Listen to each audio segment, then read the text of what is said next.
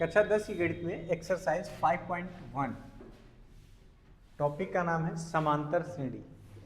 एक ऐसी एक्सरसाइज जिसमें से ऑब्जेक्टिव क्वेश्चन तो मस्ट रहता है कि एक आएगा ही आएगा, जो 20 नंबर का आपको एमआर भरने के लिए आता है, और अगर वो नहीं आया तो आपको एक थोड़ा सा 3 नंबर या 4 नंबर का क्वेश्चन देखने को मिल सकता है। तो ये क्वेश्चन कैसे लगेंगे या समांतर श्रेणी क्या होती है, किस तरीके से इसके क्वेश्चन को सॉल्व किया जाता है, इस वीडियो में बस यही जानेंगे। ठीक है, पहले हम इसका थोड़ा सा बेसिक जान लेते हैं। बेसिक में क्या है, कैसे है, किस तरीके से समांतर श्रेणी बनती है। तो देखिए, जैसे नाम लिखा है समांतर श्रेणी, क्या लिखा है, समांतर श्रेणी। एक ऐसी श्रेणी जिसमें क्रमशः आने वाले तत्वों में अंतर कैसा हो, समान हो, तो उसे क्या कहेंगे, समांतर श्रेणी कहेंगे। उदाहरण के लिए माना किसी श्रेणी का प्रथम पद ए है, प्रथम पद कितना है, ए है, तथा सर्वांतर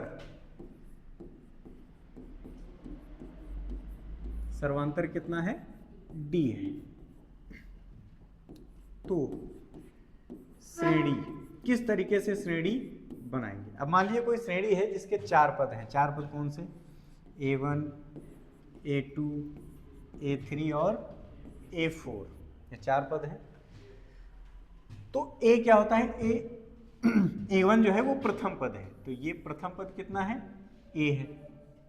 सर्वांतर कितना है, D है, यानी हर आने वाले अगले पद में कितने का अंतर होगा, D का अंतर होगा। ये D बढ़ते क्रम में भी हो सकता है और घटते क्रम में भी हो सकता है, जरूरी नहीं कि सिर्फ बढ़ते क्रम में ही हो, घटते क्रम में भी हो सकता है। ठीक है, तो बेसिकली आपको बढ़ते क्रम में ही देखने को मिलेगा। तो यहाँ पर क्या होगा कि जो समांतर श्रेणी का प्रथम पद ए हो गया, द्वितीय पद की बात आएगी तो द्वितीय पद में ए जो था उसमें कितना जोड़ना होगा, डी मतलब सर्वांतर हमको जोड़ना होगा। ठीक है, जब तृतीय पद की बारी आएगी तो ए प्लस डी, ये वाला पद है, और इसमें कितना जोड़ेंगे, इसमें डी जोड़ देंगे, तब हमको क्या मिलेगा, तृतीय पद मिलेगा। चतुर्थ पद की बारी आएगी तो ए प्लस डी प्लस डी, तो ये वाला तत्व है, और इसमें कितना जोड़ेंगे, जब डी जोड़ेंगे तभी तो आगे का पद मिलेगा, तो क्या हो जाएगा, ये डी हो गया। ठीक है, तो ये हमारे पास 3 पद हो गए, एक प्रथम पद, एक द्वितीय पद और एक तृतीय पद और एक चतुर्थ पद। ठीक है, बेसिकली आपको ऐसा लिखा हुआ मिलता नहीं है। कैसे लिखा हुआ मिलता है ए प्लस डी, ए प्लस 2D और ए प्लस 3D। इसी तरीके से और आगे बढ़ते जाएंगे तो इसी तरीके से लिखा हुआ मिलता है, लेकिन एक्चुअल में वो बनता कैसे है, वो इस तरीके से बनता है। तो ये सारी चीजें क्लियर हो गई।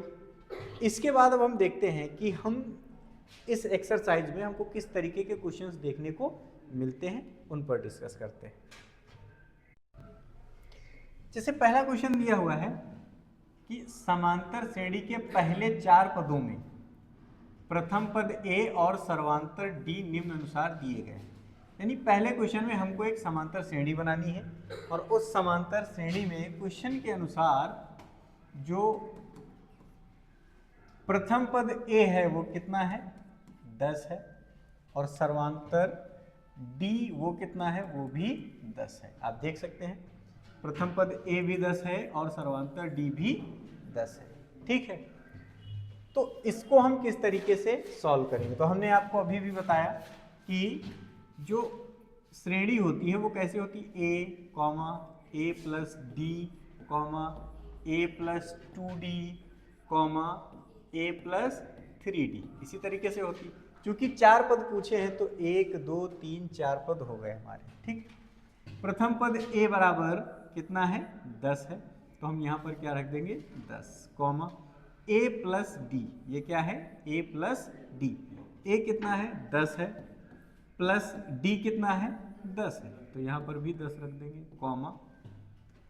ए कितना है, 10 है, प्लस 2 इंटू डी बराबर कितना है 10 है, तो ये ऐसे बन जाएगा। उसके बाद फिर देखेंगे a बराबर 10 है प्लस 3 इंटू डी बराबर कितना है 10 है, ये ऐसे हो जाएगा, कोई दिक्कत होनी भी नहीं चाहिए। a बराबर 10 कॉमा 10 और 10 कितना हो जाएगा 20 कॉमा 10 प्लस 2 दहम 20, ये हो गया, कॉमा 10 प्लस 3 दहम 30, ऐसे हो गया। यहाँ पर क्या हो जाएगा 10 कॉमा 20 कॉमा 30 कॉमा 40। ये हमारा पहला क्वेश्चन सॉल्व हो गया, ठीक है। इसी तरीके से हम दूसरे क्वेश्चन को सॉल्व करेंगे, तीसरे क्वेश्चन को, चौथे और पांचवें को, यानी सभी क्वेश्चन को हम इसी तरीके से क्या करेंगे सॉल्व करेंगे। चलिए पहले क्वेश्चन का एक और कोई भी हम ऐसे रैंडमली उठा लेते हैं। मान लीजिए हमको बताना है सेकंड क्वेश्चन, क्या बताना है सेकंड क्वेश्चन, ठीक है। सेकंड क्वेश्चन में क्या दिया हुआ है d इज इक्वल टू 0, क्या दिया हुआ है d इज इक्वल टू 0। तो जब d इज इक्वल टू 0 होगा, a इज इक्वल टू कितना है, सेकंड क्वेश्चन जो दिया हुआ है उसमें a इज इक्वल टू कितना है -2 comma d is equal to कितना दिया हुआ है 0। अब सोचिए जब d इज इक्वल टू 0 है यानी सर्वांतर कितना है 0 है, तो प्रथम पद हमारा कितना था a, द्वितीय पद क्या होता है a प्लस डी, उसके बाद क्या होता है a प्लस 2d, फिर क्या होता है a प्लस 3d। इस तरीके से जब हम बढ़ेंगे तो a इक्वल टू कितना है -2 comma a plus D -2 plus 0 comma -2 plus 2 into 0, उसके बाद -2 प्लस 3 इंटू 0। तो हमको क्या मिल रहा है -2 कॉमा -2 कॉमा -2, चूँकि 2 इंटू 0 0 ही हो जाएगा, कॉमा -2, ये भी 0 हो जाएगा। तो यहाँ पर हमको कोई श्रेणी मिली ही नहीं, है कि नहीं। जब हमने इसको सॉल्व किया तो हमको कोई श्रेणी मिली ही नहीं, तो इसका मतलब ये समांतर श्रेणी के जो नियम हैं उनको फॉलो ही नहीं करता है। तो इस संबंध से, जो ये संबंध है, इस संबंध से हम समांतर श्रेणी का निर्माण नहीं कर सकते, ठीक है। आगे बढ़ते हैं अगले क्वेश्चन पे। जैसे हमारा आगे का क्वेश्चन दिया हुआ है कि निम्नलिखित समांतर श्रेणी में प्रथम पद और सर्वांतर ज्ञात कीजिए। इस तरीके के क्वेश्चन पूछ सकता है कि एक श्रेणी दी होगी और उस श्रेणी में आपसे कहेगा कि इसका प्रथम पद और सर्वांतर ज्ञात कीजिए। तो आपको क्या करना है, किस तरीके से आपको प्रथम पद और सर्वांतर ज्ञात करना है, वो सारी चीजें हम तुरंत सीखने वाले हैं, ठीक है।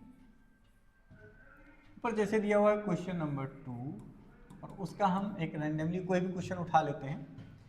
मान लीजिए हम क्वेश्चन नंबर 3 सॉल्व करेंगे।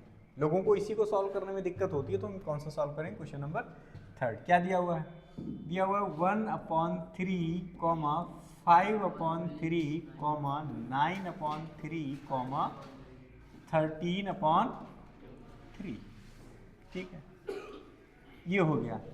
इसमें पूछ क्या रहा है, पूछ रहा है प्रथम पद और सर्वांतर। क्या पूछ रहा है, प्रथम पद और सर्वांतर। किसी इस समांतर श्रेणी का प्रथम पद तो ये है, सभी जानते हैं, ठीक है। तो आंसर में क्या लिखेंगे, आंसर में लिखेंगे प्रथम पद a बराबर कितना हो जाएगा 1/3, ठीक है। प्रथम पद तो हमको पता चल गया कितना हो गया 1/3। अब बात किसकी आएगी, सर्वांतर की। किसकी आएगी, सर्वांतर की। तो देखिए जब कभी हमको सर्वांतर निकालना होगा तो सर्वांतर का एक फॉर्मूला होता है a2 - a1, यानी द्वितीय पद से प्रथम पद घटा दो। हम और भी डीपली अगर चाहें तो a3 - a2 भी घटा सकते हैं, या फिर a4 - a3 भी, हम चाहे जिसको घटाएं, इन सभी से सर्वांतर जो होगा वो इक्वल ही आएगा, बराबर ही आएगा। हम उसको प्रूव करके भी देख लेंगे, ठीक है। तो ये हमारा a1 था, ये a2 था, ये a3 और ये a4 था, कोई दिक्कत यहाँ तक। अब a2 कितना है 5/3, माइनस a1 कितना है 1/3। हम क्या निकाल रहे हैं, सर्वांतर निकाल रहे हैं। ठीक है, क्या हो जाएगा ये, देखिए ये जो इसका हर है, दोनों के हर आपस में बराबर है, अंश घटा ले तो क्या हो जाएगा 4/3। हो गया कि नहीं हो गया। देखते इस केस में ये काम करता है कि नहीं करता है। a3 माइनस a2, a3 कितना है, हम अगर देखें a3 है 9/3, 9/3 माइनस a2 कितना है 5/3। हम देख रहे हैं कि हर बराबर है तो अंश घटा लेंगे। अब 9 से 5 घट जाएगा तो कितना बचेगा 4/3। देखिए 4/3 ये भी है, 4/3 ये भी है, कोई दिक्कत। इस केस में भी ये फॉलो करेगा। a4 कितना है 13 माइनस 13/3 माइनस 9/3, हर बराबर है, घटा लेंगे तो 13 माइनस 9/3 कितना हो जाएगा 4/3। तो हर एक कंडीशन में हम देख रहे हैं कि हमारा सर्वांतर जो है वो क्या रहा है, इक्वल आ रहा है। ठीक है, तो हमको ये सारी चीजें करने की जरूरत नहीं, यानी इतना ज्यादा नहीं, हम सिर्फ एक फॉर्मूला लगा देंगे a2 माइनस a1 और हमारा सर्वांतर मिल जाएगा। ठीक है, उसके बाद देखते हैं अगला क्वेश्चन। इसी का जैसे हम क्वेश्चन नंबर 4 अगर हम सॉल्व करना चाहें तो सेकंड का क्वेश्चन नंबर सेकंड का 4 पार्ट, वो देखिए कैसे सॉल्व करेंगे। 0.6, 1.7, 2.8, 3.9, इस तरीके से ये हमारा क्वेश्चन है। ठीक है, हमको बताना क्या है, हमको बताना है प्रथम पद और सर्वांतर। तो देखिए ये हमारा क्या है, ये है a1, ये है a2, ये है a3 और ये है a4। प्रथम पद तो कुछ करना ही नहीं है, प्रथम पद बराबर कितना है 0.6, ये आंसर हो गया प्रथम पद। अब क्या निकालना है, सर्वांतर। क्या निकालना है, सर्वांतर। तो जब सर्वांतर निकालेंगे तो सर्वांतर क्या करते हैं, a2 माइनस a1। a2 कितना है, a2 है 1.7 माइनस 0.6, घटा देंगे तो क्या आएगा 1.1। ठीक है, कितना आ जाएगा 1.1, और यही हमारा क्या हो गया, सर्वांतर हो गया, और ये हमारा हो गया आंसर। कोई दिक्कत इसमें। अब चलते हैं अगले क्वेश्चन पे, क्वेश्चन नंबर 3। उसके बाद कौन सा क्वेश्चन आएगा, क्वेश्चन नंबर 3। तो देखिए क्वेश्चन नंबर 3 क्या कहता है। क्वेश्चन नंबर 3 कह रहा है कि दिखाइए कि an बराबर, question number 3,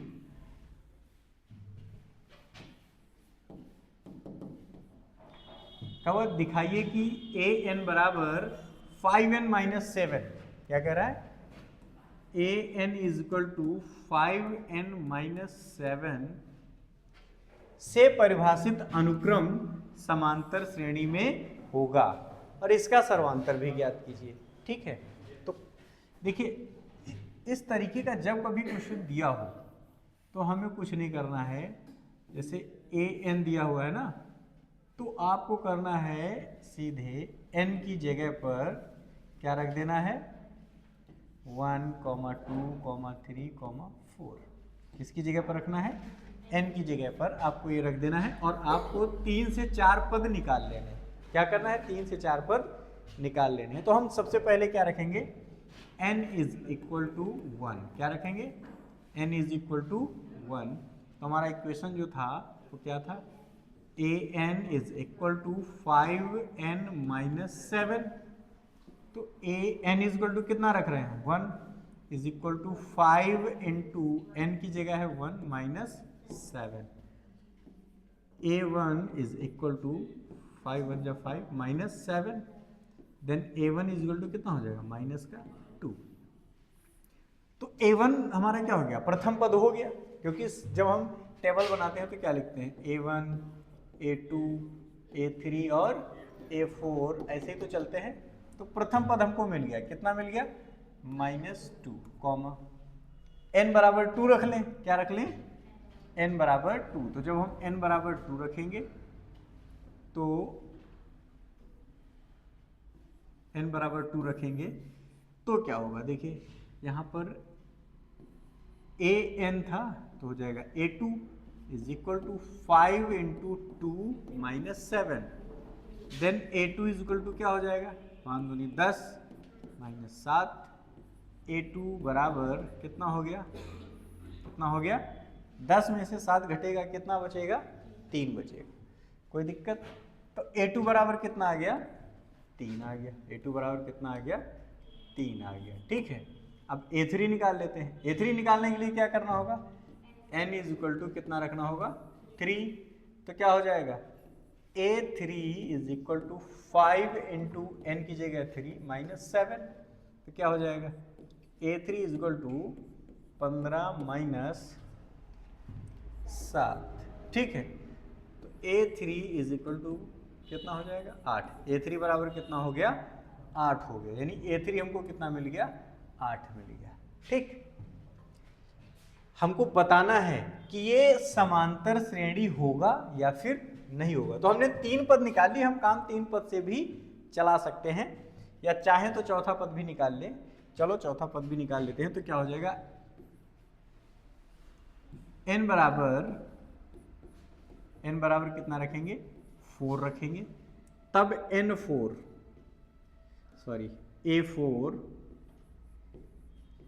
A4 is equal to क्या हो जाएगा, 5 इंटू 4 माइनस 7, ये हो जाएगा 20 माइनस 7 इक्वल टू कितना हो जाएगा, 13, यानी A4 इक्वल टू जो आया वो कितना आया, 13 आया, कितना आया, 13 आया, ये कितना हो गया हमारा, 13 हो गया, ठीक है।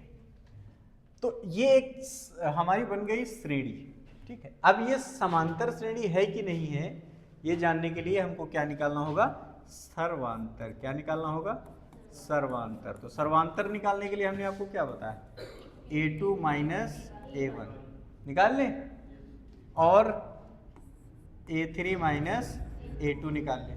अगर दोनों बराबर आ गए, यानी दोनों तरफ से सर्वांतर बराबर आ गया, एक सर्वांतर यहाँ से निकलेगा, एक सर्वांतर यहाँ से निकलेगा, और दोनों अगर बराबर हो गए तो यह समांतर श्रेणी है, दोनों बराबर नहीं हो पाए तो यह समांतर श्रेणी नहीं होगी, ठीक है।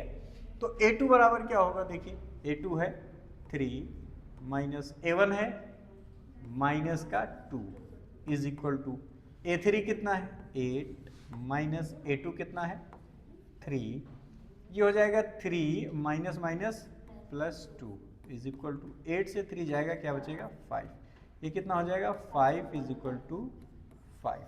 देखिए दोनों तरफ सर्वांतर बराबर आ गया ना। अब जब सर्वांतर बराबर है इसका मतलब ये समांतर श्रेणी में है, ठीक है। ये आपका हो गया आंसर, और यहां पर आपने क्या निकाल लिया, सर्वांतर, ठीक है।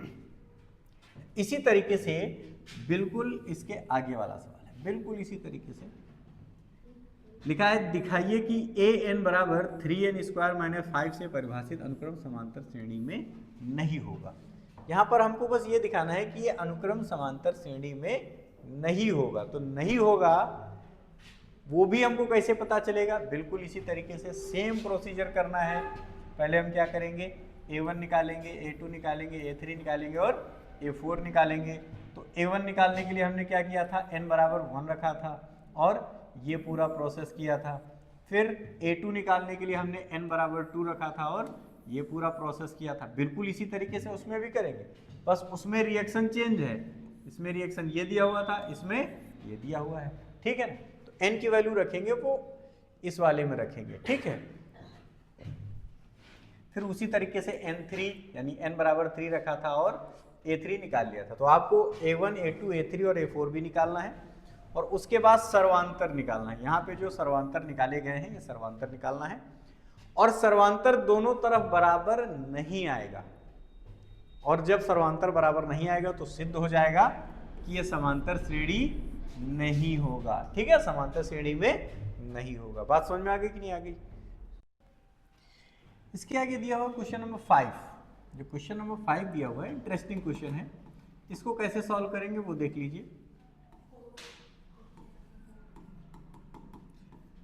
इसमें काफी क्वेश्चन दिए हुए हैं, लगभग 15 क्वेश्चन। तो हम सारे क्वेश्चन नहीं सॉल्व करने वाले हैं, हमको सीखना है तरीका। कैलकुलेशन तो आप लोग करेंगे, सवाल को तो आप लोग लगाएंगे, तो हम इसमें कुछ क्वेश्चंस देख लेते हैं, जैसे पहला क्वेश्चन हो गया, दूसरा क्वेश्चन हो गया। और बच्चे रूट्स में बहुत कंफ्यूज होते हैं, तो ये क्वेश्चन हो जाएगा, एक इसके ऊपर वाला हो जाएगा, एक इसके ऊपर वाला हो जाएगा, यानी इतने क्वेश्चंस को हम इसमें देखने वाले हैं। बाकी कोई अगर प्रॉब्लम लगती है तो वो आप बता दीजिएगा, तो उसको हम देख लेंगे, ठीक है।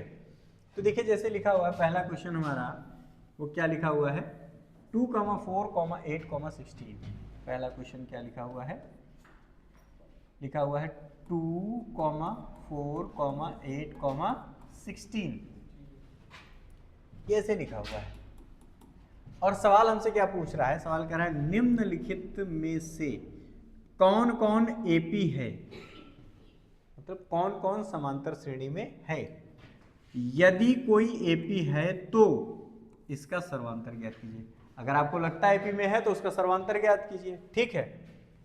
और इनके 3 पद लिखिए, मतलब जहां तक है उसके आगे के 3 और पद लिखिए, ये हमारा सवाल कह रहा है, ठीक है। तो अब हम इसको सॉल्व कैसे करेंगे वो भी देख लीजिए। एपी में है या नहीं है, हमने बताया था एपी में है या नहीं है, ये जानने के लिए हमको क्या निकालना होता है, सर्वांतर। क्या निकालना होता है, और 2 सर्वांतर निकालने होते हैं। 2 सर्वांतर मतलब A2 माइनस A1 बराबर A3 माइनस A2, और दोनों अगर बराबर आते हैं देन एपी में है, और अगर नहीं आते हैं तो एपी में नहीं है। अब यहाँ पर देखिए ये क्या है, A1 है, ये क्या है, A2 है, ये क्या है, A3, और ये क्या है, A4 है। तो A2 माइनस A1 क्या हो गया, 4 माइनस A1 कितना है 2 इक्वल टू A3 कितना है 8 माइनस A2 कितना है 4। तो यहाँ पर हो जाएगा 2 इक्वल टू 4। अब समझिए यहाँ पर 2 है, यहाँ पर 4 है, यहाँ पर 2 है और यहाँ पर कितना है 4 है, ठीक है ना। अब एक साइड में 2 है, एक साइड में 4 है, सर्वांतर बराबर नहीं है। अब जब सर्वांतर बराबर नहीं है तो ये एपी में नहीं है, ठीक है ना, ये एपी नहीं है। बात समझ में आ गई कि नहीं आ गई। इस क्वेश्चन को तो ऐसे ही हम सॉल्व करके छोड़ देंगे। अब देखते हैं सेकंड क्वेश्चन जो है ये वाला, ये एपी में है या फिर नहीं है, वो देख लेते हैं। तो इसके लिए हमको क्या करना होगा, क्वेश्चन नोट करते हैं और सेम फॉर्मूला जो हम लगा रहे हैं, सेम टेक्निक जो हम यूज कर रहे हैं वही यूज करेंगे। जैसे लिखा है सेकंड 2, 5/2,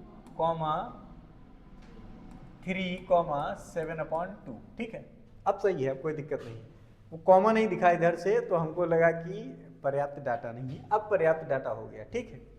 ये क्या है, ये A1 है, ये A2 है, ये A3 है और ये A4 है। हमने कहा था सबसे पहले तो हम यही पता करेंगे ये एपी में है या फिर नहीं है। एपी में है या नहीं है ये जानने के लिए हमने आपको एक फॉर्मूला बताया है, A2 minus A1 is equal to A3 minus A2। A2 कितना है 5/2 माइनस A1 कितना है 2, ठीक है ना, इज इक्वल टू A3 कितना है, A3 कितना है 3 माइनस A2 कितना है 5/2। हम दोनों को क्या करेंगे, सॉल्व कर लेंगे। इसके नीचे एक मान लें तो 5 एकम 5 माइनस 2 दूनी 4 बटे 2 एकम 2 बराबर, यहाँ क्या हो जाएगा 3 दूनी 6 माइनस 5 एकम 5 बटे 5 से 4 घटा देंगे तो 1/2, और इधर क्या हो जाएगा 6 से 5 घटा देंगे तो 1/। देखिए दोनों तरफ के सर्वांतर कैसे आ गए, बराबर आ गए, तो एकदम कंफर्म हो गया कि एपी है, ठीक है ना। क्या कंफर्म हो गया, एपी है। अब जब एपी है और उस एपी का सर्वांतर कितना है 1/2, तो आगे के हमको कितने पद बताने हैं, 3 पद बताने हैं। कितने पद बताने हैं, 3 पद। तो कोई हमको दिक्कत होनी नहीं चाहिए। A4 है, हमको क्या ज्ञात करना है, A5, A6 और A7। A4 दिया हुआ है 7/2, क्या दिया हुआ है 7/2, और हमको ज्ञात क्या करना है A5। तो जब A5 ज्ञात करेंगे तो A5 इज इक्वल टू हो जाएगा A4 प्लस D हो जाएगा ना। D क्या है, सर्वांतर है, A4 प्लस D। इसका मतलब A5 is equal to A4 है 7/2 प्लस D कितना है 1/2। D कितना है देखिए सर्वांतर कितना है 1/2 रख देंगे तो कितना हो जाएगा 7 1 8/2 कट जाएगा तो कितना हो जाएगा 4 कितना हो जाएगा 4। ठीक, इसी तरीके से आगे बढ़ाएंगे तो ये देखो ये 3 था ये 3.5 है ये 4 है आगे जो आएगा वो क्या होगा 4.5 4.5 मतलब 9/2 और उसके बाद आएगा 5 इस तरीके से आगे बढ़ता जाएगा। ठीक है ना कोई दिक्कत, इस तरीके से ये क्वेश्चन हमारा लगेगा। उसके बाद चलते हैं, यहाँ बहुत ढेर सारे क्वेश्चन हैं इनको सॉल्व कीजिएगा, किसी में कोई दिक्कत हो तो बताइएगा। अब हम आते हैं अपने इस क्वेश्चन पर, क्वेश्चन नंबर 10 11 और 12 13 को भी देख लेंगे कि इसमें क्या है। तो क्वेश्चन नंबर जो 10 है वो क्या कह रहा है a, 2a, 3a, 4a। बहुत इजी है लेकिन कभी कभी बच्चे इसमें कंफ्यूज हो जाते हैं, तो देखने से ही आपको मतलब जिसको चीज़ें समझ में आ गई वो तुरंत देखेगा और देख के उसको आंसर पता हो जाएगा कि इसका सर्वांतर कितना है और इसका जो आगे के पद होंगे वो कितने होंगे। ठीक है, तो हमारी जो क्वेश्चन है वो क्या है a, 2a, 3a, 4a। ये हो गया कि नहीं हो गया। ठीक है, अब इसमें देखिए सबसे पहले क्या ज्ञात करना है हमको a2 minus a1 is equal to a3 minus a2।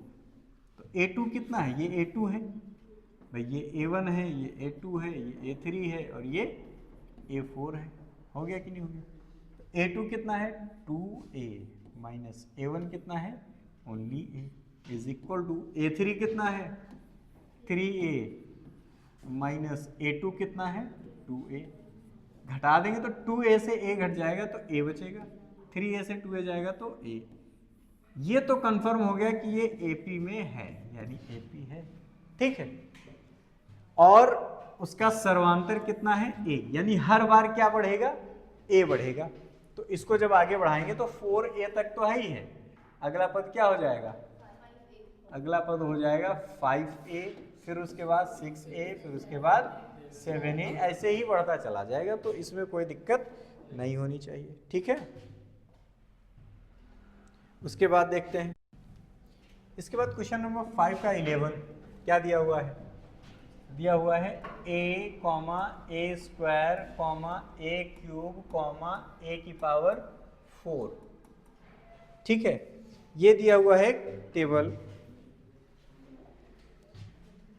और टेबल नहीं श्रेणी, एक श्रेणी दी हुई है और हमको क्या करना है पता करना है कि एपी में है कि नहीं है, और अगर एपी में है तो आगे के पद लिखेंगे। ठीक है, तो एपी में है कि नहीं है ये हम कैसे डिसाइड करेंगे, देखिए same formula a2 minus a1 is equal to a3 minus a2। ये a1 है, ये a2 है, ये a3 है और ये a4 है कि नहीं। a2 कितना है a स्क्वायर, कितना है a स्क्वायर, तो हम क्या रख देंगे a स्क्वायर माइनस a1 कितना है a is equal to a3 कितना है a क्यूब माइनस a2 कितना है a स्क्वायर। देखिए इसके गुणे में अगर 1 मान लें और इसके गुणे में 1 मान लें तो यहाँ से हम a कॉमन ले सकते हैं। a कॉमन लेंगे तो अंदर क्या बचेगा a minus 1 is equal to यहाँ से a स्क्वायर कॉमन लेंगे तो अंदर क्या बचेगा a माइनस। ठीक है, अब देखिए क्या ये a इंटू a माइनस 1 और a square into a minus 1 बराबर है, नहीं है। ये बराबर नहीं है तो इसका मतलब AP नहीं है। ठीक है ना, AP नहीं है। जब AP नहीं है तो बात खत्म, इसको आगे कुछ सॉल्व ही नहीं करना है। अब आगे आते हैं रूट वाले क्वेश्चंस पे। ठीक है, रूट वाले क्वेश्चंस में एक चीज ध्यान दीजिएगा, अगर एक रूट वाला एपी में है तो इसका मतलब ये नहीं कि सारे रूट वाले एपी में ही होंगे। ठीक है, जैसे हमारा क्वेश्चन नंबर 12 है रूट 2 क्या है root 2 comma root 8 comma root 18 comma root 32।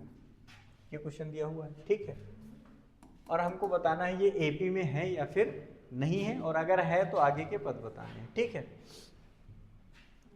तो देखिए ये हम लिख लेंगे √2 कॉमा, इसको लिख लेंगे √4 × 2, 8 है तो 4 गुणे 2, ठीक है, कॉमा 18 है तो क्या लिख लेंगे 9 गुणे 2, कॉमा 32 है तो क्या लिख लेंगे 16 गुणे 2, हो गया। ये हो जाएगा √2 कॉमा, ये हो जाएगा देखिए 4 है, 4 का वर्गमूल कितना होता है 2, 4 का वर्गमूल होता है 2, √2 कॉमा 9 है, 9 का वर्गमूल 3, √2 कॉमा 16 है, 16 का वर्गमूल 4, √2, ये हो गया। इसमें कोई दिक्कत?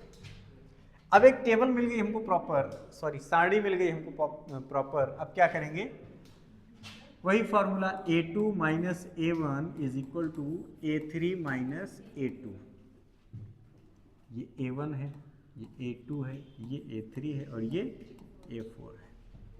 तो a2 कितना है 2 √2 माइनस a1 कितना है √2 = a3 कितना है 3 √2 माइनस a2 कितना है 2 √2।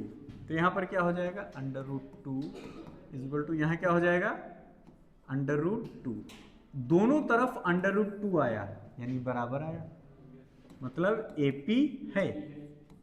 अब जब AP है तो हमको आगे के पद लिखने हैं 3, तो आगे जितने भी पद आने वाले हैं सब में हम क्या बढ़ाने वाले हैं √2, क्या बढ़ाने वाले हैं √2, ठीक है। √2 कैसे बढ़ाएंगे, देखिए ये कितना है, ये 4 √2 है, यहां बढ़ाने जाएंगे तो दिक्कत होगी, हम पहले यहां बढ़ा लें फिर वहां बढ़ा सकते हैं आसानी से, ठीक है। तो यहां पर कितना दिया है 4 √2, तो हम लिखेंगे इसके आगे का क्या होगा 5 √2, और उसके आगे का क्या होगा 6 √2, उसके आगे का क्या होगा 7 √2, ठीक है ना, हो जाएगा कि नहीं हो जाएगा। अब इस 5 √2 को हम लिख सकते हैं √25 × 2 लिख सकते हैं ना भाई, 5 जब जाएगा √ के अंदर तो 25 के रूप में जाएगा, ठीक। यहां पर ये क्या हो जाएगा √36 × 2 कॉमा, ये क्या हो जाएगा √49 × 2, हो जाएगा कि नहीं हो जाएगा। इसको अगर हम मल्टीप्लाई कर लें तो कितना हो जाएगा √50, ये कितना हो जाएगा √72 और ये कितना हो जाएगा √98, हो जाएगा कि नहीं हो जाएगा।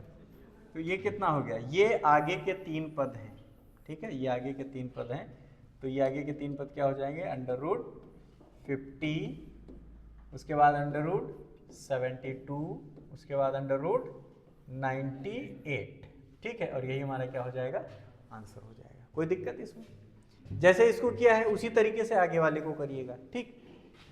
अगर हो पाता है तो ठीक है, नहीं हो पाता है तो आगे के क्वेश्चन हम बता देंगे, ठीक है। और आज इतना ही, बाकी जो क्वेश्चन बचते हैं वो सब हम नेक्स्ट डे में बताएंगे, ठीक है।